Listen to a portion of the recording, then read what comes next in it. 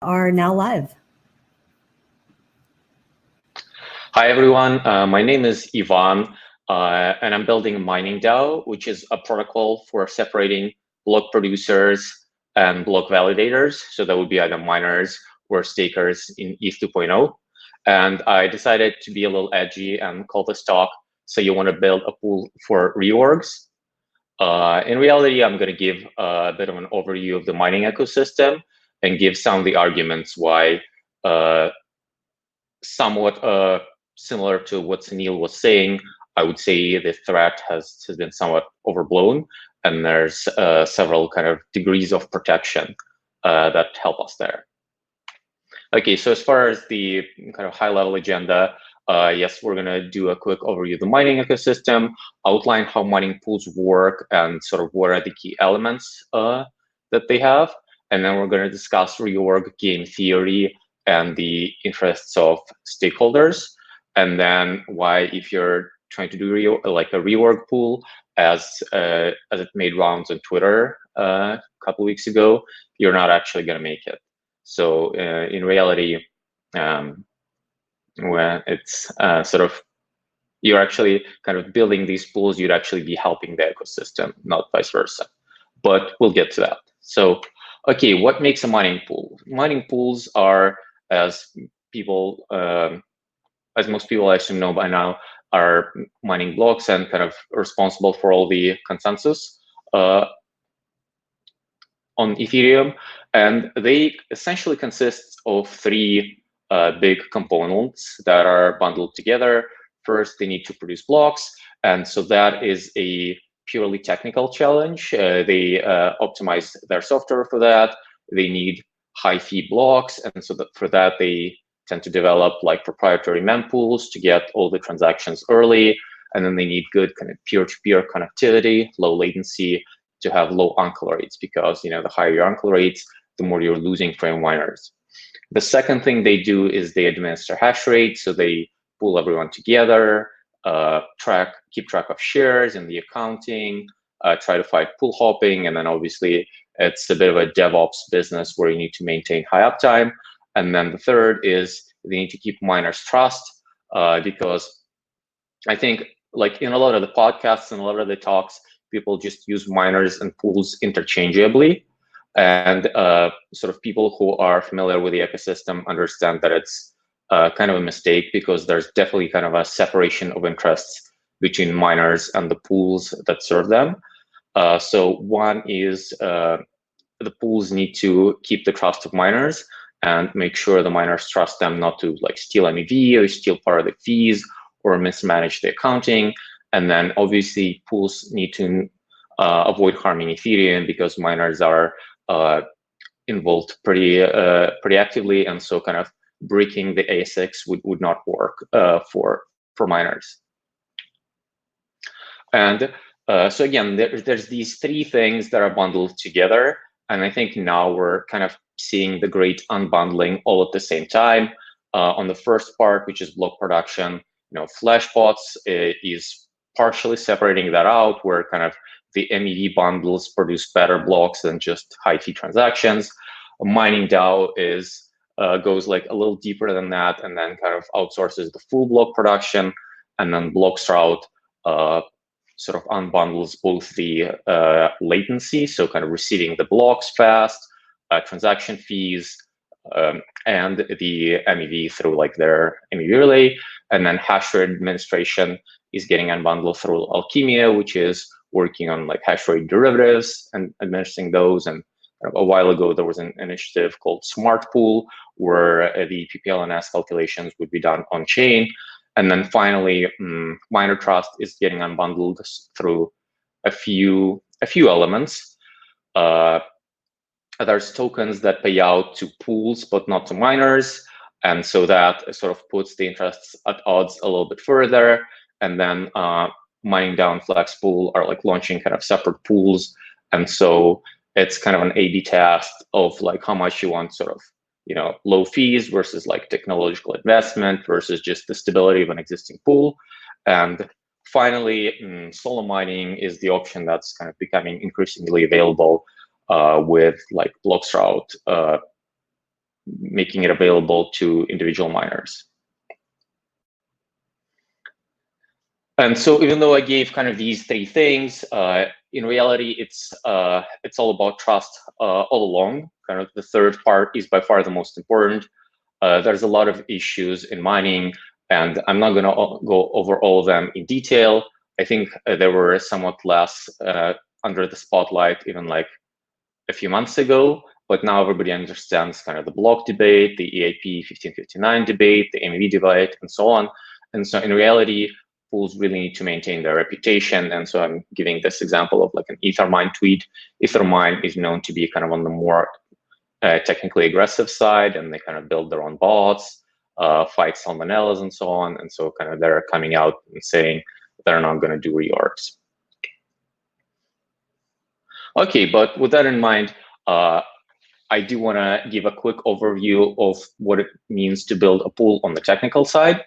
So it's actually pretty easy, even though people sort of think pools are these mysterious entities that are kind of unassailable, and they have all these like peer-to-peer connections that are like impossible to reach if you're kind of an individual miner. And in reality, it's not the case. So you just set up a full node, like ideally with good connectivity on like say AWS. Now that you have good bandwidth, you can crank up the number of your peers, and then you need to like work on empty blocks. It's a bit of a niche thing, and then primarily minimize the rate of uncle blocks. So for that, you connect to publicly available networks. You send your blocks aggressively, and then you data mine to find kind of the best peers to connect to. And so I'm just giving kind of like a quick example of like what a pool would be working on as part of their proprietary infrastructure. Like for example, in standard issue GEF, you'd be sending blocks to a square root of the total number of your peers to avoid overloading the network too much. But it obviously is not going to work if you're actually the first one to mine that block and you have a stake in that block getting received fast, and you don't want to get uncled. And so miners, rather mining pools, build a lot of kind of custom code and tweak GEF for their own interests. And so like this is an example of that, where you'd be kind of propagating blocks more aggressively. Another example is, as I've mentioned, finding all the best nodes and connecting to the best peers. So at Mining DAO, we did a bit of research, and so we ran a highly connected node on AWS. We measured where do we get the most blocks from. And so this chart doesn't really show the total. I think it should be like about 5,000. So roughly half of blocks came from blocks route, and then a lot of blocks came from just one peer. I'm going to assume it's either like some other powerful miner or maybe a node right next to it.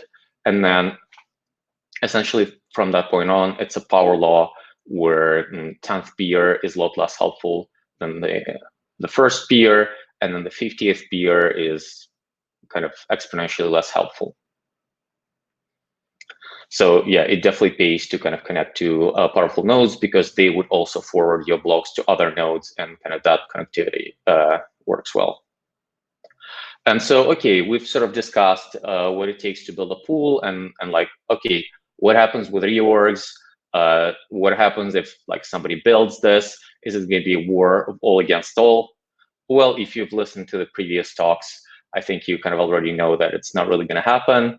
But I'll just repeat that the risk is, okay, so the MEV fees are sometimes much higher than the block rewards. Like let's say you see kind of 10 ETH, and it's like this free energy that you want, that like the first pool mined, and then other pools see this 10 ETH reward and they want to mine it for themselves, and then they remine. And obviously, kind of the naive kind of one step ahead interpretation is that this game would never stop, because they would just keep fighting against one another and remining and remining the same block. But in reality, that's not going to happen.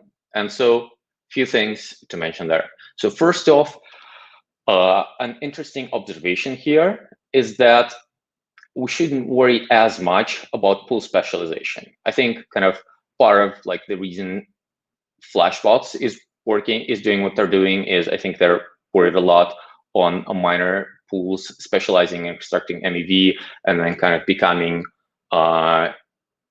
getting sort of a network effect on kind of extracting more MEV and attracting more hash rate. I think there's a big mitigating circumstance in that any single searcher producing any kind of searchers finding MEV and fighting it for it on chain make the situation as good for kind of the smallest pool as it is for the biggest. So for example, if there's like some unique, incredible MEV opportunity that nobody ever figured out, like for example, that just-in-sun liquidation, right? Like everybody uses the example of like, oh, we could have liquidated just-in-sun and that would have been like $1 billion bounty. But in reality, not a single searcher sent the liquidating transaction, even though it was available. So even if there was one searcher to send this transaction, nothing actually would have happened. They would have just paid, whatever, like a regular transaction fee, and they would have won it. The problems start happening when kind of searchers fight one another. And so MEV not only exists, but it also is expressed in the fees that are like part of the auction and part of the fight for that MEV. And once that fight is happening, kind of all the pools are in an equally good position to benefit from that fight. And so kind of even the smallest pool would be able to kind of benefit from that in exactly the same way. And so, okay, let me see if there's, and so what makes the situation, again, kind of less urgent is that Warfall against all is not a stable equilibrium. So there's kind of stable equilibrium games. And so this one is not because it's a strategy that's not really good for any of the participants individually. And in fact, any two pools cooperating is better for them than just fighting one another. And so, and then you could worry about like alliances forming and sort of the ecosystem becoming more closed. But in reality, when pools cooperate, it can be done trustlessly. And I think a few of the previous speakers, including Sunil, discussed the solution there, including like the fee smoothing, which could be done on chain, where sort of you get some of the MEV and then you push it forward onto the next block. And kind of by definition, other miners can only get it if you got it in the first place and you had that fee to forward. And so pools would be able to sort of cooperate trustlessly through kind of putting these bounties on chain. And that was actually kind of exactly the proposal, which was also going around the Binance hack a couple of years ago. And so like that's one of the ways this could work. And again, another kind of big defense against MEV reorgs is that essentially complexity is a friend of a pool, but it's the enemy of a miner. The miner, they're not that technically competent around kind of, okay, what's DeFi, what's going on there, how do I participate? Miner just wants to kind of like connect their rig to some kind of software and then forget about it. Maybe it's the rig is in some rural area with cheap electricity, kind of the less you have to think about it, the better. And then pools actually benefit from complexity because up until recently, they've been able to charge 10% or 20% fees on MEV. Because again, kind of miners don't really understand it. It's not as visible as part of the block reward, like it's not an ether scan. And so kind of any kind of complexity benefits the pools more than the miners. And so doing a reorg might be kind of like a one-off profitable opportunity for established pools to kind of use their existing base to do some kind of like one-off profit making.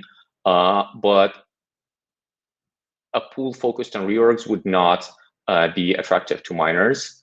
And even if the existing pools did this, I would say kind of solo mining would be a great way to solve this, where sort of miners being self-sovereign and kind of opting out of the system would be would sort of help them maintain the robustness of the ecosystem. All right, with that in mind, I guess I'll just like leave you with a little meme where I think sort of as much as we're discussing reorgs because it's this like novel phenomena and the crypto immune system has not adapted to that yet, I would say that 51% attacks are still a much bigger threat, and kind of the money that could be stolen from bridges via like genuine sort of 10 block reorgs is much higher than the value that can be extracted through MEV, because MEV is kind of opportunistic. It's like, okay, maybe 1 month there's a just-in-time liquidation, but you didn't fully debug your infrastructure, so you missed that. And then kind of the next opportunity of that size is going to be like in 3 months when there's like some other Black Thursday event. Whereas if you're trying to do a 51% attack, I think that's a lot more plausible, and it can be triggered by the attacker anytime they want. So I think we should just kind of keep thinking about that and keep thinking about how to solve that part. Cool. So that's pretty much all I have. I think we have 4 minutes left. So any questions?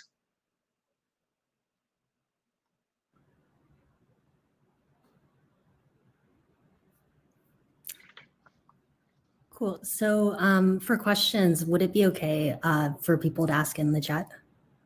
For sure. I see the chat, so I'll be able to answer.